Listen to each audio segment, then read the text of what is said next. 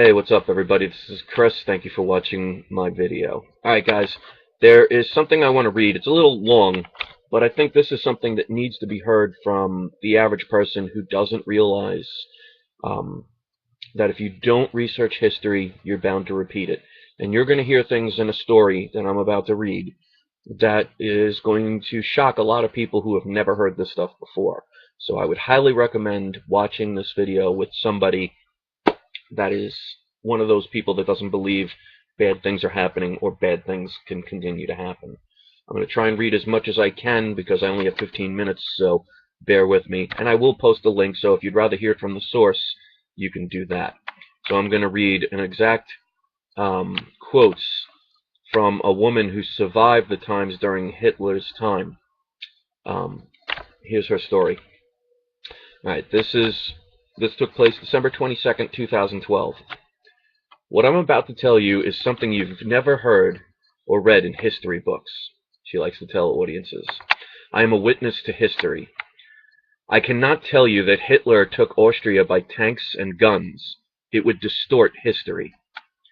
If you remember the plot of The Sound of Music, the Von Trapp family escaped over the Alps rather than submit to the Nazis. Kitty wasn't so lucky. Her family chose to stay in her native Austria. She was 10 years old, but bright and aware, and she was watching. We elected him by a landslide, 98% of the vote, she recalls. She wasn't old enough to vote in 1938, approaching her 11th birthday, but she remembers. Everyone thinks that Hitler just rolled in with his tanks and took Austria by force.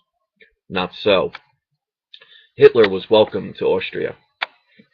In 1938, Austria was in a deep depression. Nearly one-third of our workforce was unemployed.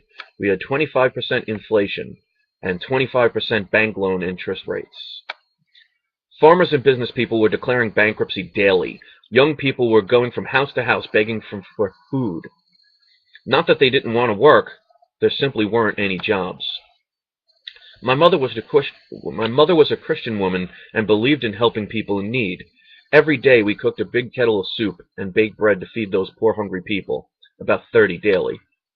We looked to our neighbor to the north, Germany, where Hitler had been in power since 1933. She recalls, we had been told that they didn't even have unemployment or crime, and they had a high standard of living. Austrian girls welcomed Hitler. Nothing was ever said about persecution of any group, Jewish or otherwise. We were led to believe everyone in Germany was happy. We wanted the same life in Austria. We were promised that a vote for Hitler would mean the end of unemployment and help for the families. Hitler was also said that businesses would be assisted and farmers would get their farms back. 98% of the population voted to annex Austria to Germany and Hitler for our ruler. We were overjoyed, remembers Kitty, and for 3 days we danced in the streets and had candlelight parades. The new government opened up big field kitchens, and everyone was fed. Austrians were saluting. After the election, German officials were appointed, and like a miracle, we suddenly had law and order. 3 or 4 weeks later, everyone was employed. The government made sure that a lot of work was created through the public works service. Hitler decided we should have equal rights for women. Before this, it was a custom that married Austrian women did not work outside the home. An able-bodied husband would be looked down on if he couldn't support his family. Many women in teaching profession were elated that they could retain the jobs they previously had required to give up for marriage. Then we lost religious education for kids, promoting Hitler Youth. Our education was nationalized. I attended a very good public school. The population was predominantly Catholic, so we had religion in our schools. The day we elected Hitler, which was March 13, 1938, I walked into the schoolroom to find the crucifix replaced with Hitler's picture hanging next to a Nazi flag. Our teacher, a very devout woman, stood up and told the class we wouldn't pray or have religion anymore. Instead, we sang Deutschland, Deutschland, über alles, and had physical education. Sunday became National Youth Day with compulsory attendance. Parents were not pleased about the sudden change in curriculum. They were told that if they did not send us, they would receive a stiff letter of warning the first time. The second time, they would be fined the equivalent of $300 today, and the third time, they would be subject to jail. And then things got worse. The first 2 hours consisted of political indoctrination. The rest of the day we had sports. As the time went along, we loved it. Oh, we had so much fun, and got our sports equipment for free. We would go home and gleefully tell our parents about the wonderful time we had. My mother was very unhappy, remembers Kitty. When the next term started, she took me out of public school and put me in a convent. I told her she couldn't do that, and she told me that someday when I grow up, I will be grateful. There is a very good curriculum, but hardly any fun, no sports, and no political indoctrination. I hated it first, but I felt I could tolerate it. Every once in a while on holidays I went home. I would go back to my old friends and ask what was going on and what they were doing. A pro-Hitler rally. Their loose lifestyle was very alarming to me. They lived without religion. By that time, unwed mothers were glorified for having a baby for Hitler. It seemed strange to me that our society changed so suddenly. As time went along, I realized what a great deed my mother did, so I wasn't exposed to that kind of humanistic philosophy. In 1939, the war started, and a food bank was established. All food was rationed and could be purchased using only food stamps. At the same time, a full employment law was passed, which meant if you did not work, you didn't get a ration card, and if you didn't have a card, you starved to death. Women who stayed home to raise their families didn't have marketable skills and often had to take jobs more suited for men. Soon after this, the draft was implemented. It was a compulsory for young people, male and female, to give 1 year to the labor corps, remember Kitty. During the day, the girls worked on the farms, and at night they returned to the barracks for military training, just like the boys. They were trained to be anti-aircraft gunners and participated in the signal corps. After the labor corps, they were not discharged, but were used in the front lines. When I go back to Austria to visit my family and friends, most of these women were emotional cripples because they were not equipped to handle the horrors of combat. 3 months before I turned 18, I was severely injured in an air raid attack. I nearly had a leg amputated, so I was spared having to go to labor corps and to military service. When the mothers had to go out to the workforce, the government immediately established child care centers. You could take your children ages 4 weeks old to school age and leave them around the clock, 7 days a week, under the total care of the government. The state raised a whole generation of children. There were no motherly women to take care of their children, just people highly trained in child psychology. By this time, no one talked about equal rights. We knew we'd been had. Before Hitler, we had a very good medical care. Many American doctors trained at the University of Vienna. After Hitler, health care was socialized, free for everyone. Doctors were salaried by the government. The problem was, since it was free, the people were going to the doctor for everything. We had the good doctor. When the good doctor arrived at his office at 8 a.m., 40 people were already waiting, and at the same time, the hospitals were full. If you needed elective surgery, you had to wait a year or two for your turn. There was no money for research, and it was poured into socialized medicine. Research at the medical schools literally stopped, so the best doctors left Austria and emigrated to other countries.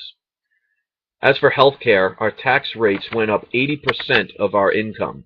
Newlyweds immediately received a $1,000 loan from the government to establish a household. We had big programs for families. All-day care and education were free. High schools were taken over by the government, and college tuition was subsidized. Everyone was entitled to a free handout, such as food stamps, clothing, and housing. We had another agency designed to monitor business. My brother-in-law owned a restaurant that has square tables. Government officials told him he had to replace them with round tables because people might bump themselves on the corners. They said they had to have an additional bathroom facilities. It was just a small dairy business and a snack bar. He couldn't meet their demands. Soon, he went out of business. If the government owned the large businesses and not many small ones existed, it could be in control. We had consumer protection, too. We were told how to shop and what to buy. Free enterprise was essentially abolished. We had a planning agency specifically designed for farmers. The agents would go to the farms, count the livestock, and tell the farmers what to produce and how to produce it. In 1944, I was a student teacher in the village in the Alps. The villagers were surrounded by mountain passes, which in the winter were closed off with snow, causing the people to be isolated. So many people intermarried, and the offspring was sometimes retarded. When I arrived, I was told of 15 mentally retarded adults, but they were useful and did good manual work. I asked my superior where they were going. She said to an institution where the state health department would teach them a trade, to teach them to read to write. The families were required to sign papers with a little clause that they could not visit for 6 months. They were told visits would interfere with the program and might cause homesickness. As the times passed, letters started to dribble back saying that these people died a natural, merciful death. The villagers were not fooled. We suspected that this was happening. Those people left in excellent physical condition and died within 6 months. We called this euthanasia. Next came the gun registration. People were getting injured by guns. Hitler said that the real way to catch criminals, we still had a few, was by matching serial numbers on guns. Most citizens were law-abiding and dutifully marched to the police stations to register their firearms. Not long afterwards, the police said it was best for everyone to turn in their guns. The authorities already knew who had them, so it was futile to not comply voluntarily. No more freedom of speech. Anyone who said anything against the government was taken away. We knew many people who were arrested, not only Jews, but also priests and ministers who spoke up. Totalitarianism didn't come quickly. It took 5 years, from 1938 to 1943, to realize full dictatorship in Austria. Had it happened overnight, my countrymen would have fought to their last breath. Instead, we had creeping gradualism. Now, our only weapons were broom handles. The whole idea sounds almost unbelievable that the state, little by little, eroded our freedom. This is my eyewitness account. It's true. Those of us who sailed past the Statue of Liberty came to a country of unbelievable freedom and opportunity. America is truly the greatest country in the world. Don't let freedom slip away. After America, there is no place to go. And that was Kitty Weatherman. She was alive for the entire ordeal during the days of the Nazis. Now, if a lot of what you heard doesn't ring a bell to what's going on today, this shouldn't shock you. This is what governments do. They can't do it overnight, because if you do things overnight, people will react and they won't allow it. But if you take a little bit of liberty at a time, and you start socializing things like medicine and healthcare and education, you can control the people with your indoctrination. Now, I'm not suggesting that our country is going to do the exact same thing Hitler did, but if you notice the patterns, it's definitely going in that direction. So if we sit around and do nothing and think things are going to be different, we may wake up one day to be in a position that she was in at one time. And like she said, once America goes, there's not many other places to go. So I hope people will really start thinking about the fact that should we not do anything, we shouldn't think, I'm just one person, I have no say. Well, if every person decided to do something, we could change the world. So let's learn from our history and change our future. This is about to become 2013. We can change the world if we all decide to put in the effort. So I hope people will share this. I hope people will make their own videos on it. I hope people will talk about it. Maybe it can actually wake more and more people to what possibility lies in our future. If we do nothing, we know where it's headed. If we can stop it, then we do have a future. So I guess that's up to us. So to everybody out there, thank you for watching. Have a happy and safe New Year. And please pass this along. Peace.